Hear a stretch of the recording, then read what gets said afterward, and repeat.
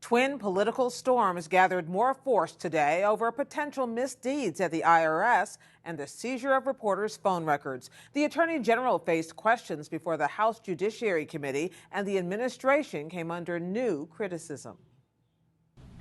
Now, my question isn't about who's going to resign. My question is, who's going to jail over this scandal? House Speaker John Boehner led the way this morning as Republicans stepped up demands for action in the scandal at the Internal Revenue Service. There are laws in place to prevent this type of abuse.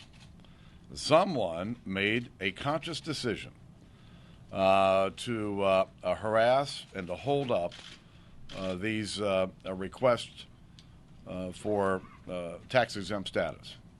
That followed last night's release of a report from the Treasury Department's Inspector General. It found the IRS used inappropriate criteria that identified for review Tea Party and other organizations applying for tax-exempt status based upon their names or policy positions. And there was more. USA Today reported that during the same period, the IRS approved perhaps dozens of applications from similar liberal and progressive groups.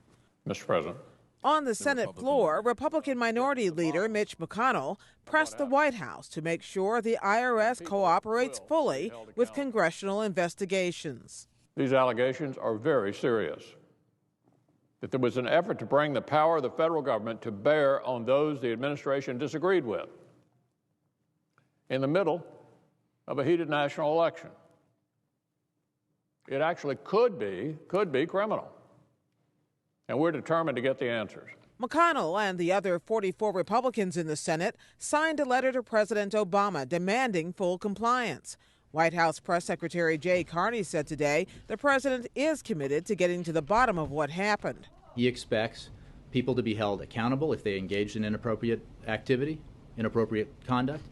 He expects the Treasury Department and the IRS to take all the necessary actions to ensure that this kind of thing cannot happen again. Please rise. I will begin. Attorney General Eric Holder has already begun a criminal investigation into the IRS matter, but some lawmakers see larger patterns at work.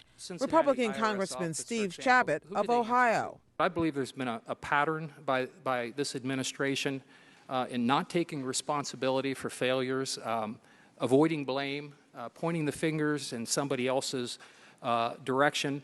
Would you agree with that? No. I thought you might say that.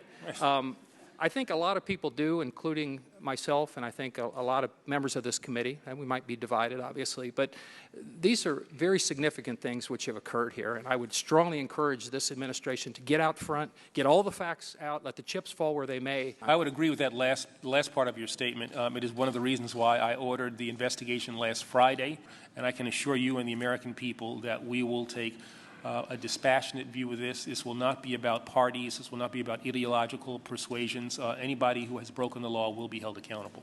Still, House Republicans have frequently accused Holder of stonewalling their investigations, even citing him for contempt. That bad blood was on sharp display when Holder's leading critic, California Congressman Darrell Issa, complained the department failed to hand over emails in another matter involving the Civil Rights Division. I will certainly look at the request. It's not something that I have personally been involved in, but I'll look at the request and try to be as responsive as we can. I'm sure there must have been a good reason why